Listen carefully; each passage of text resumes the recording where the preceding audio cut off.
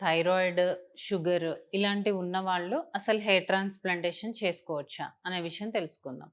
Second thing thyroid, diabetes.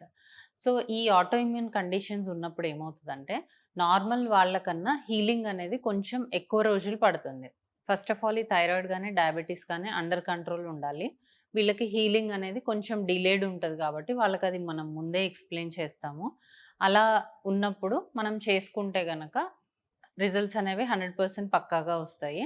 And diabetes ఉన్న వాళ్ళు ఏంటి అంటే, ఒకవేళ అన్‌కంట్రోల్డ్ డయాబెటిస్ ఉంది. వాళ్ళు మన దగ్గరకొచ్చినప్పుడు అంటే, మనం ఫిజిషియన్ కన్సల్టేషన్ గూడా తీసుకొని, వాళ్ళకి డయాబెటిస్ కంట్రోల్‌లోకి తెప్పించి, అప్పుడు మనం సర్జరీ చేయడం జరుగుతది. సో, ఎవరికైతే ఈ డయాబెటిస్, థైరాయిడ్ ఉందో, ఎవరికైతే ఇంకా డోనర్ గూడా తక్కువగా ఉందో, వాళ్ళకి రిజల్ట్స్ అనేవి చాలా డిలేడ్ ఉంటాయి అండ్ కొంచెం తక్కువుంటాయి. అంతేగాని నార్మల్ డోనర్ ఉండి యంగ్ ఏజ్ అప్పుడు వాళ్ళకి నార్మల్ పర్సన్స్‌కి ఎలా ఉంటుందో ఈ థైరాయిడ్, డయాబెటిస్ వాళ్ళకి కూడా రిజల్ట్స్ అలాగే ఉంటాయి.